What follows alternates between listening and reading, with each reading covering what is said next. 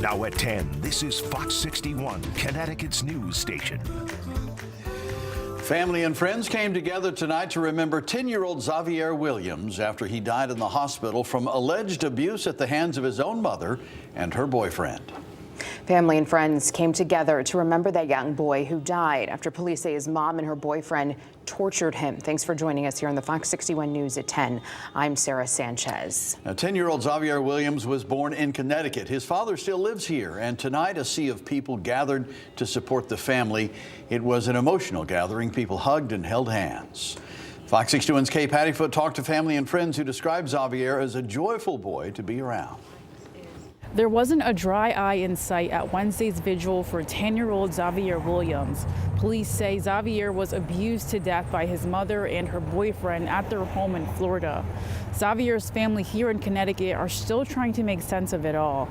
Keneal Williams, the boy's father, said he just wants his little boy to be remembered as a hero. A family and community is still coming to terms with the fact that little 10-year-old Zavier Williams is gone. Today we gathered to celebrate a life that was taken from us way too soon. Family members say this has been one big nightmare. The cruelty he endured at the hands of someone who was meant to protect him is unspeakable. We feel the loss deeply every single day, but seeing all of you here tonight, your lights shining in solidarity with us, brings a measure of comfort during this profound grief. Kimberly Mills, Zavier's mom, and her boyfriend Andre Walker were arrested after authorities say the two abused the boy and his younger brother in their Florida home. Now the 10-year-old's family continues to remember him. He didn't have an iPad at age 6. Apple could have fixed it. Verizon could have fixed it. He was the one who fixed it. He knows more about my phone than I do if I want to do something.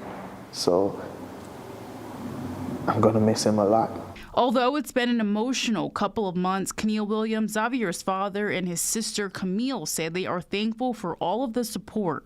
Every single person that reached out to him, whether cash, card, check, even cards, words of encouragement, prayers, everybody that called and text and check up, sometimes it gets overwhelming, but we thank you so much and we love you. Thank you. The parking lot of the West Indian Social Club in Hartford was full of people who knew Zavier and those that heard his story and wanted to pay their respects. I am angry, heartbroken, very sad, but I'm very angry. And I have to pray. I actually did a prayer and asked God, please take away what I feel, because I know it's not of God. And I'm very proud of Keneal of how he's handling everything. I have a son, so something like that so tragic that happens to a child, to me that touches everyone, and especially because of the circumstances by which it happened. Someone that was supposed to be his guardian ended up harming him. So just as any parent, and also as a community, because we're all Jamaicans, so we had to come out to pay our support. The family says it's still in need of donations, and you can donate on their GoFundMe link. All of the money is going towards funeral arrangements and medical bills, and you can find that link at fox61.com and the Fox 61 app. In Hartford, Kay Pattyfoot, Fox 61. We have new information in a cold case out of Danbury dating back to the 80s. Police have pressed more charges against a man connected to the case. 53-year-old David Coffey was arrested last year. Police say he was involved in an abduction and rape in 1989. During the investigation, police identified a second victim and linked Coffey to that case as well. These sketches were released last year by police in hopes they could determine if another person was involved in these crimes. Police are asking anyone who might have information in this case to come forward. Now, Fox 61 Weather Impact with Chief Meteorologist Rachel Frank.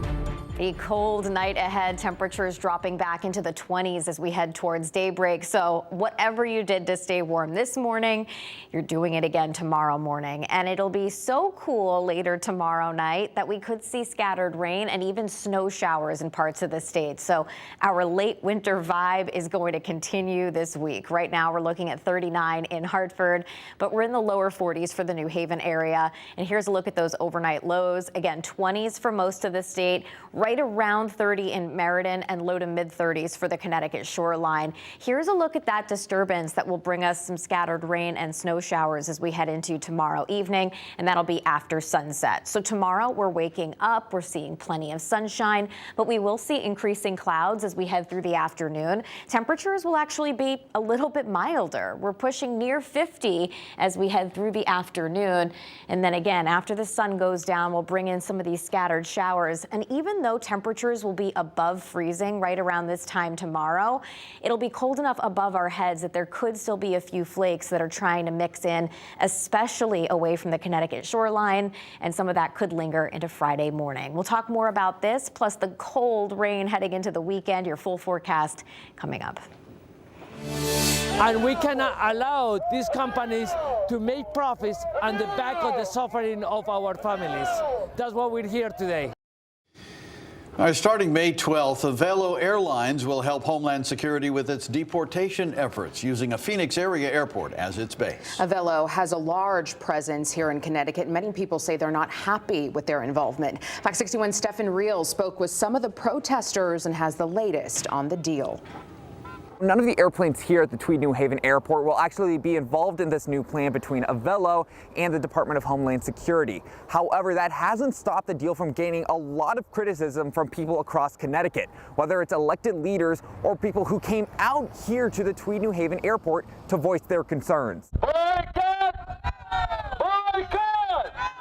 A call to action. Boycott! From megaphones and plastered across signs at Tweed New Haven Airport as dozens of protesters lined the entrance Wednesday afternoon. We have been working really hard in Connecticut and New Haven to make these two places a welcoming places for immigrants, and we cannot allow these companies to make profits on the back of the suffering of our families. John Lugo says there are people from his organization, Unidad Latina en Acción, that have been detained and separated from their families. That pushed him to organize this protest.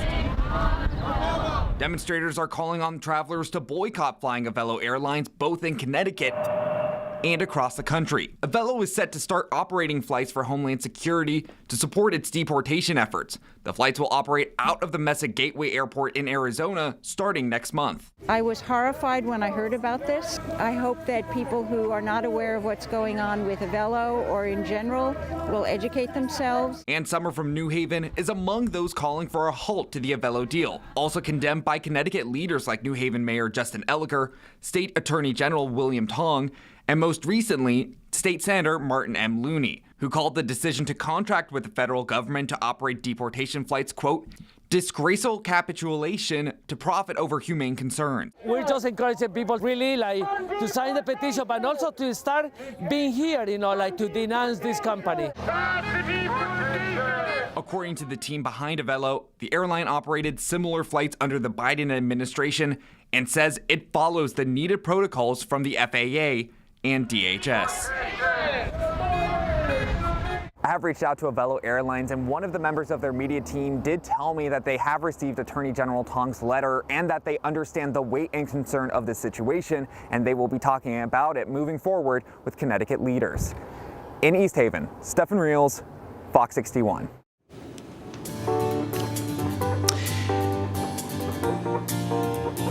Spring break travel is taking off at airports across the country. If you have any trips coming up, be aware that your regular driver's license won't fly at TSA checkpoints starting soon.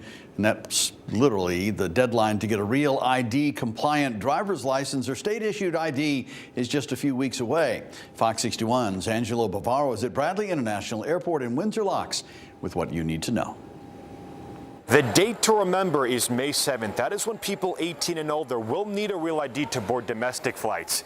If you miss that deadline and do not get one of those IDs, the screening process could become more of a headache than it already is. A deadline years in the making is finally about to land. I actually didn't realize that there was a deadline. Real ID, verified by a gold star in the top right corner of your license or ID card. If everyone has a verified ID, it's definitely much safer. Safety is definitely on my mind. Passed by Congress in 2005, the Real ID Act enacted recommendations from the September 11th Commission. Real ID is a coordinated effort between the states and the federal government to inhibit terrorists' ability to evade detection by using fake IDs. So what they've done is they've created an ID that's a more vetted process. Daniel Velez is a spokesperson for TSA New England. We're pretty comfortable that the majority of folks have a real ID.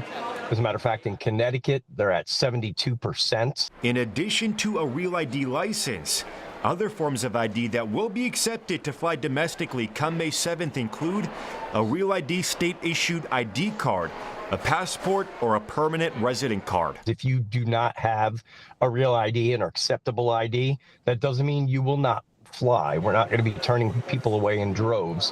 What will happen is you'll have to get pulled off to the side and we'll have to vet you by asking you a series of questions. When getting a Real ID, you'll need a passport or birth certificate, your social security number, and 2 pieces of mail to prove you live in Connecticut. To get a Real ID, all you have to do is schedule an appointment at the DMV office. Now keep in mind those IDs arrive in the mail within 20 business days. We have more information about the process on our website, that is fox61.com.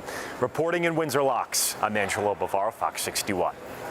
The Connecticut House of Representatives voted in favor of 2 new PURA commissioners. Governor Ned Lamont announced David Arconti and Marissa Gillette's appointments today.